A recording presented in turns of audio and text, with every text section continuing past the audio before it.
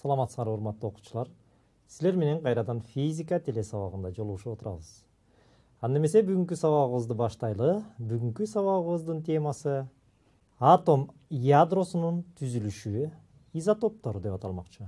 Сабактын жүрүшүндө балдар, атом ядросунун түзүлүшү боюнча кеңири маалымат аласыңар.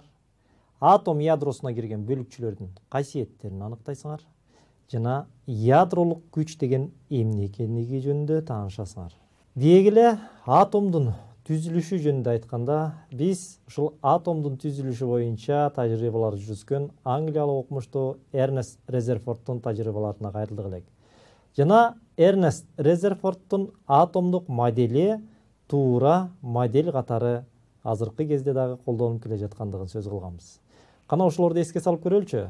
Демек, Резерфордтун тажрыйбаларынан чыккан жыйынтыктардан атом бул бүткүл оң заряды борборунда топтолгон ядродон жана анын тегерегинде айланып жүргөн кандайдыр бир орбиталарда айланып жүргөн электрондордон турган система деп айттык элек. Ошондой эле атомдун өлчөмү дагы аныкталган. Ал 10⁻⁸ сантиметрге барабар деди керек. Ошого жараша бүткүл массасы жана заряды топтолгон ядронун өлчөмү 10⁻13 сантиметр экендиги дагы аныкталган. Менделеевдин мезгилдик таблицасындагы ар кандай параметрлери элементтердин анын атомдук жана ядролук түзүлүшүнөн дагы кабар бере тургандыгын биз мурунку сабактарда айтып кеттик элек. Мисалы, силер көрүп тургандай натрий элементинин 11 деген катар саны эмнени түшүндүрчү эле? Албетте, бул катар сан ушул натрий элементинин ядросундагы протондордун санын жана ал ядронун тегерегинде айланып жүргөн электрондордун санынан кабар берет дедик элек. Негизи ядрону түзгөн бөлүкчөлөр протондор эле эмес. Резерфордтун тажрыйбасынан биз албетте ядрону түзгөн бөлүкчөлөр оң зарядда экендигин билдик элек. Жана атом жалпысынан алганда электр нейтралдуу дегенбиз. Муну кандай түшүнсөк болот? Башкача айтканда, ядродогу протондордун саны, же болбосо оң заряддалган бөлүкчөлөрдүн саны анын тегерегинде айланып жүргөн терс заряддалган бөлүкчөлөрдүн санына барабар. Булардын заряддары оң заряд менен терс заряд өз ара нейтралдуу деп, ошондуктан атом жалпысынан электр нейтралдуу деп айттык элек. Бул атомдун ядросунун курамына бир эле оң заряддалган протондор эмес, зарядка эмес дагы бир бөлүкчөлөрдүн бар экендигин ушул Резерфорд дагы алдын ала айтып кеткен эле. Ал эми ал бөлүкчөнү кийин 1938 жылы Резерфордтун окуучусу Джеймс Чедвик аныктаган экен. Жана бул ачылыш үчүн ал 1935 жылы Нобель сыйлыгына татыктуу болгон. Бул бөлүкчө нейтрон деп аталган. Демек балдар, жалпысынан айтсак, атом ядросу протон, нейтрон деп аталган бөлүкчөлөрдөн турат экен дагы, жана жалпысынан атом ушул ядронун тегерегинде айланып жүргөн электрондордон турат. Азыркы кезде бул бөлүкчөлөрдүн массалары дагы абдан так аныкталган. Мисалы, протондун массасы 1,673 килограмм болсо, нейтрон бөлүкчөсүнүн массасы ушул протондун массасынан кичине эле чоңураак. Башкача айтканда, 1,10^-27 килограммга барабар экендиги аныкталды. Ал эми электрондун массасы албетте ядронун массасынан 1 топ эсе кичине. Башкача айтканда, ал 9,1 килограммга барабар экен. Демек, мында биз жыйынтык жарат экенбиз, атом бул ядродон жана анын тегерегинде айланып жүргөн электрондордон турса, ядро протондордон жана нейтрондордон турат деп. Мына ушул атом ядросунун протон-нейтрондук моделин сунуштаган окумуштуулар орус окумуштуусу Дмитрий Иваненко жана немец окумуштуусу Вернер Гейзенберг болгон. Ал эми бул атомдун ядросунун протон-нейтрондук модели кандай түзүлүшкө, дегеле нейтрон деген үйс эмне, мына ушул боюнча азыр дагы түшүндүрүү максатында төмөнкү анимацияга кайрылалы. Берилий ядросу. Анын заряды 4 элементардык зарядка ээ. Бул бизге берилийдин атомунун ядросунда 4 протон бар дегенди түшүндүрөт. Эгерде берили ядросу жалаң протондордон турган болсо, анда анын массасы 4 массанын атомдук бирдигине барабар болмок. Бирок берили атомунун ядросу 9 массанын атомдук бирдигине барабар. Демек, ядрого протондон башка дагы бөлүкчүлөр кирет. Жана алар зарядка ээ болбошу керек. Мына ушунун негизинде 1929 жылы Резерфорд массасы болжол менен протондун массасына барабар болгон электрдик нейтралдуу бөлүкчө бар болушу мүмкүн деген сунушун киргизген. Бул бөлүкчөнүн бар экенин кийин 1932 жылы Резерфорддун окуучусу Джеймс Четвик аныктаган. Ал белгисиз нурдануу бул чынында массасы болжол менен протондун массасына барабар болгон нейтралдык бөлүкчөлөрдүн агымы экендигин далилдеген. Бул массаны башка бөлүкчөлөр менен аракеттешүү мүнөзүнөн аныктоого мүмкүндүк болду. Ошондой эле бул бөлүкчө магниттик талаада жана электрдик талаада да кыйшайган эмес. Мындай бөлүкчөнү нейтрон деп аташты. Нейтрон N01 деген символ менен белгиленет. Ал зарядка ээ эмес. Ал эми массасы 1 массанын атомдук бирдигине барабар. Кийинчерээк так аныктоолордон анын массасы протондун массасынан кичине эле чоң экендигин көрсөттү. Нейтрон ачылгандан кийин эле орус физиги Дмитрий Иваненко жана немец окумуштуусу Вернер Гейзенберг тарабынан атом ядросунун протон-нейтрондук модели сунушталган. Бири-биринен көз карандысыз иштеп жатышып, алар бардык элементтердин атом ядросу эки түрдүү бөлүкчөлөр, протондор жана нейтрондордон турат деген жыйынтыкка келишкен. Бул бөлүкчөлөрдү алар нуклондор деп аташты. Нуклондордун жалпы саны ядронун массалык саны деп аталып, А тамгасы менен белгиленет. Ядродогу протондордун саны заряддык сан деп аталып, Z тамгасы менен белгиленет. Анткени бул сан ядродогу заряддардын санын аныктайт. Демек, ядродогу нейтрондордун саны нуклондордун жалпы санынан протондордун санын кемитүү менен аныктала тургандыгын түшүнүүгө болот. Башкача айтканда, нейтрондордун санын табуу үчүн ядронун массалык санынан заряддык санды кемитүү керек. Нейтрондордун саны N тамгасы менен белгиленет. Демек, жалпысынан алганда каалаганда элементтин ядросу мындай болуп белгиленет. X, Z, A. Мында X элементтин символу, Z заряддык сан жана N нейтрондордун саны. Мисалы, натрийдин катар саны 11. Мына ушул сан ядронун заряддык саны болуп эсептелет. Демек, натрийдин ядросунда 11 протон орун алган. Натрийдин атому электр нейтралдуу болгондуктан биз анын атомунда 11 электрон бар деп эсептесек болот. Менделеевдин таблицасында ошондой эле натрийдин массалык саны да берилген. Ал 23. Демек, натрийдин ядросунда 12 нейтрон бар экен. Ошентип, атомдун ядросундагы нейтрондордун, электрондордун жана протондордун санын аныктоо үчүн төмөнкүдөй алгоритм аткарылышы керек. Биринчи, Менделеевдин таблицасынан сизди кызыктырган элементтин катар санын карайсыз. Муну менен сиз заряддык санды табасыз. Башкача айтканда, протондордун жана электрондордун саны. Андан соң, ошол элементтин массасында ошол таблицадан карайсыз. Жана аны бүтүн санга чейин тегеректейсиз. Ал ар дайым бүтүн санга жакын болот. Ушинтип, сиз массалык санды табасыз да, башкача айтканда, нуклондордун жалпы санын табасыз. Эми нейтрондордун санын аныкташ үчүн массалык сандан заряддык санды кемитесиз. Мына балдар.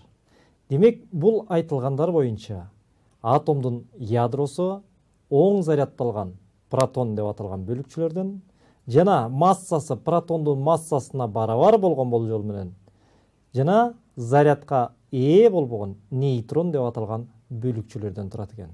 Бул жерде ар бири белгиленишин дагы көрдүк. Заряддык саны, протондун саны заряддык сан деп аталат. Эмне үчүн дегенде, канча заряд бар ошол ядрода. Демек, протондор зарядка ээ болгондуктан, мисалы 10 протон болсо, заряддык саны 10го барабар деп айтабыз.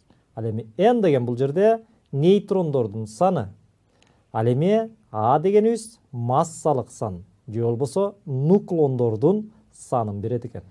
Эми балдар, мына ушул айтылгандарды бышыктуу иретинде бир 2 суроого жооп берели дагы сабагыбызды андан ары уланталы. Анда эмесе биринчи суроого көңүлүңөр бурам.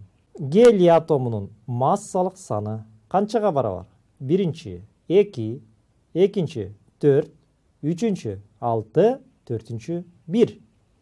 Демек, гелий атомунун массалык саны канчага барабар экен? Жогоруда эле айтып кеттик, массалык саны дегенибиз эмне, заряддык саны дегенибиз эмне, жана нейтрондордун саны дегенибиз кайсыл экендигин. Мен оюмча бул суроого оңой эле жооп бердиңер болуш керек. Албетте туура жооп 4. Демек, жалпы формуласын эстейбиз. X, Z, A. Бул жерде Z дегенибиз албетте заряддык саны, ал эми А дегенибиз массалык саны дегенибиз. Демек, бул жерде Анын ордуна албетте 4 турат. Башкача айтканда, гелий атомунун нуклондордун саны албетте 4-кө барабар экен. Кийинки суроо. Массалык саны 6-га барабар жана протондордун саны 2-ге барабар болгон атомдун ядросунда канча нейтрон жана канча электрон бар деп ойлойсуңар? Биринчи 2 нейтрон жана 2 электрон, экинчи 3 нейтрон жана 2 электрон, үчүнчү 4 нейтрон жана 2 электрон, төртүнчү болсо 4 нейтрон жана 4 электрон. Жакшылап көңүл бөлгүлө, жогорудагы формуланы эстегиле. Демек, нейтрондордун санын тапсаңар, электрондордун санын оңой эле таап койсуңар, Мен оюмча бул суроого эле оңой эле жооп таптыңар болуш керек. Албетте туура жооп 4 нейтрон жана 2 электрон. Демек, 2 электрондун бар экендигин албетте протондун санынан да билип койсок болот. Анткени канча протон, оң зарядталган протон болсо, ошонча терс зарядталган электрон бар деп жогоруда айтып кеттик элек. Ал эми 4 нейтрон дегенибиз нейтрондун санын жалпы массалык сандан протондордун санын кемитип эле чыгарып коет экенбиз оңой эле. Сабагыбызды андан ары уланталы. Эми ушул заттын атомунун изотоптору жөнүндө сөз кылалы. Изотоп дегенибиз эмне? Заттын атомунун же элементтердин изотоптору деген бул химиялык касиеттери бирдей, бирок массалары жана радиоактивдүүлүгү ар башка болгон атомдор изотоптор же болбосо бирдей орундарды ээлөөчүлөр деп аталат. Экинчи аныктамасын бере турган болсок, протондордун саны бирдей, бирок нейтрондордун саны менен айырмаланган ядролор бир элементтин ядросунун ар кандай изотоптору деп аталат балдар. Мына ушул изотоп деген эмне деген суроого жооп берүү үчүн дагы төмөнкү анимациялык тасмага кайрылалы, андан кийин сабагыбызды улантабыз. Табиатта бири-биринен өзүнүн химиялык касиеттери менен айырмаланбаган атомдор көп кездешет. Бирок бул элементтер массалык саны менен айырмаланышат. Биринчи жолу мындай атомдордун болушуна Резерфорд менен иштеген англиялык окумуштуу Фредерик Содди көңүл бурган. Содди мындай атомдорду изотоптор деп атоону сунуш кылган. Тажрыйбанын негизинде изотоптор бирдей химиялык реакцияларга катышып, бирдей кошулмаларды пайда кыла тургандыгы далилденген. Бул болсо бир эле элементтин изотоптору бирдей заряддык санга, башкача айтканда бирдей электрондордун жана бирдей протондордун санына барабар деген. Демек, изотоптордун ядросу ар кандай сандагы нейтрондорду камтышат. Бүгүнкү күндө бардык химиялык элементтердин изотоптору табылган. Мисалы, суутек атому 3 изотопко ээ: протий, дейтерий жана тритий. Протийдин ядросу болгону 1 протондон турат. Бул суутектин табиатта эң кеңири таралган изотопу. Протий ядросунун заряды элементардык зарядка ээ, ал эми массасы 1 массанын атомдук бирдигине барабар. Дейтерийдин ядросу 1 протон жана 1 нейтронду камтыйт. Ушундай жолу менен дейтерийдин заряды да 1 элементардык зарядка ээ болуп, бирок массасы 2 массанын атомдук бирдигине барабар. Ал эми тритийдин ядросунда 1 протон жана 2 нейтрон жайгашкан. Тритийдин заряды дагы элементардык зарядка барабар. Ал эми массасы болсо 3 массанын атомдук бирдигине барабар. Башка химиялык элементтер мындан да көп изотопторго ээ болушу мүмкүн. Мисалга, уран элементинин азыркы кезде белгилүү болгон 26 изотопу бар. Урандын эң көп таралган изотоптору бул уран 235 жана уран 238. Алардын заряддык саны бирдей болгондуктан массалык санын айтып коюу эле жетиштүү. Кээ бир элементтин изотоптору радиоактивдүү болуп калышы да мүмкүн. Ушунун негизинде изотоптор 2ге бөлүнүшөт. Биринчи, туруктуу же стабилдүү. жана туруктуу эмес же стабилдүү эмес. Стабилдүү изотоптор узак убакытка чейин өзгөрүүсүз сакталат. Ал эми стабилдүү эмес изотоптор радиоактивдүү ажыроонун негизинде убакыттын өтүшү менен башка элементке айланып кетет. Мына балдар. Демек изотоп деген эмне экендигин да билдик. Ошондой эле изотоптор туруктуу жана туруктуу эмес болуп бөлүнөрүн дагы биз билдик. Ал эми туруктуу эмес изотоптор бул ушул радиоактивдүү ажыроо кубулушунун негизинде жүрө тургандыгын дагы көрдүк. Радиоактивдүүлүк деген эмне? Деги эле радиоактивдүү ажыроо дегенибиз эмне? Аны биз кийинки сабакта кеңири сөз кылабыз. Азыр болсо ушул атомдун ядросундагы протон жана нейтрон бөлүкчөлөрү кандай күчтөрдүн таасири астында кармалып турат? Мына ошол жөнүндө сөз кылалы. Атомдогу протон менен электрондор электромагниттик өзара аракеттешүү же болбосо кулондук күчтөрдүн жардамында кармалып турарын биз билебиз. Ал эми протон менен нейтрон ядродо кайсы күчтөрдүн жардамында кармалып турат балдар? Анткени бул жерде электромагниттик күчтөрдүн жардамында дейт турган болсок, нейтронубуз эч кандай зарядка ээ эмес болуп атат. Демек, мында балдар, ядролордо, деги эле атомдун ядросунда электромагниттик өзара аракеттешүүдөн башка дагы күчтүн бир атайын түрү болгон кубаттуу аракет этүүчү күч ядролук күчтөр аракет этет экен. Демек, эгерде кулондук күчтөрдү же болбосо электромагниттик күчтөрдүн кайсы формула менен чыгарында билебиз, кулондук күч бул К барабар Q1 көбөйтүлгөн Q2 бөлүнгөн R квадрат. Башкача айтканда, электромагниттик өзара аракеттешүүдө 2 заряд катышат. Же болбосо 2 зарядталган бөлүкчө катышат. Мында оң зарядка ээ болгон протон жана терс зарядка ээ болгон электронду айтсак болот атомдо. Ал эми зарядка ээ эмес нейтрон менен протондун ортосунда ядролук күчтөр аракет этет экен. Ядролук күчтөр электромагниттик күчтөргө караганда бир топ эсе чоң экен. Анын тагыраак жыйынтыгы ядролук күчтөр, атомдун ядросунда аракет эткен күчтөр. Кулондук күчтөн же болбосо электромагниттик өзара аракеттешүү күчүнөн болжол менен 100 эсеге чоң экен. Эми балдар, ушул ядролук күчтөрдүн касиеттерине токтолуп кетеличи. Биринчиден балдар, ядролук күчтөр нуклондорду ядрода кармап туруучу кубаттуу күч болуп саналат экен. Экинчиден, ядролук күчтөр жаратылыштагы эң күчтүү аракеттешүүгө ээ экен. Үчүнчүдөн, ядролук күчтөр өтө кыска аралыкта, башкача айтканда 10^-12, 10^-13 сантиметрде гана таасир этишет. Жана төртүнчү болсо, ядролук күчтөр ядродогу зарядтарга көз каранды эмес күчтөр экен. Башкача айтканда, бул айтылган сөз ушул электромагниттик өзара аракеттешүүгө катышпайт дегенди түшүндүрөт. Демек балдар, ар бир атомдун ядросунун чегинде табияттагы эң чоң, эң күчтүү аракеттешүүгө ээ болгон ядролук күчтөр аракет этет экен балдар. Мына балдар, эми ушул айтылгандарды дагы бир ирет бышыктоо максатында дагы бир 2 суроого жооп берели дагы, андан кийин сабагыбызды жыйынтыктайлы. Анда эмесе биринчи суроого көңүлүңөрдү бурам. Тритий суутек атомунун изотопунда канча электрон жана канча нейтрон бар? Биринчи 1 электрон жана 1 нейтрон, экинчи 2 электрон жана 2 нейтрон, үчүнчү 1 электрон жана 3 нейтрон, төртүнчү 3 электрон жана 1 нейтрон. Тритий суутек атомунун изотопунда канча электрон жана канча нейтрон бар деп эсептейсиңер? Мен оюмча жогорудагы формулаларды көрө туруп оңой эле таптыңар болуш керек. Албетте бул жерде туура жооп 1 электрон жана 3 нейтрон бар экен. H1-3. Демек 1 дегенибиз ушул катар санын же болбосо заряддык санды көрсөтөт. Ал эми 3 дегенибиз албетте нуклондордун санын көрсөтөт дегенбиз. Башкача айтканда 1 протон жана 2 нейтрондон турат, кошкондо 3 болуп саналат. Кийинки суроо. Уран 235, уран 238 жана уран 239 элементтеринин изотоптору кайсы бөлүкчөнүн сандары менен айырмаланат экен?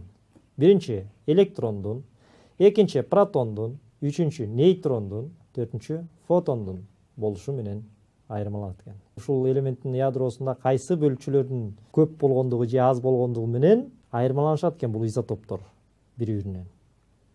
Мен оюмча туура жоопту таптыңар болуш керек. Албетте бул жерде туура жооп нейтрондор дедик, электр зарядка эмес нейтралдык бөлүкчөлөр, нейтрон бөлүкчөлөрү же көп же аз болот экен. Ошого жараша биз ал элементтердин изотопторун бөлүп көрсөтөт экенбиз балдар. Анда эмесе ушуну менен сабагыбыз дагы аягына келип жетти окшойт. Сабагыбызды жыйынтыктайлы. бүгүнкү сабакта балдар биз силер менен атом ядросунун түзүлүшүнө көңүл бурдук, элементтердин изотоптору деген эмне экендигин билдик жана ушул ядролук чекте ядролук күчтөр аракет этерине дагы күбө болдук. Анда эмес балдар, ушуну менен биздин бүгүнкү сабагыбыз аягына келип жетти. Кийинки сабактан жолугушканча сак саламатта туруңар.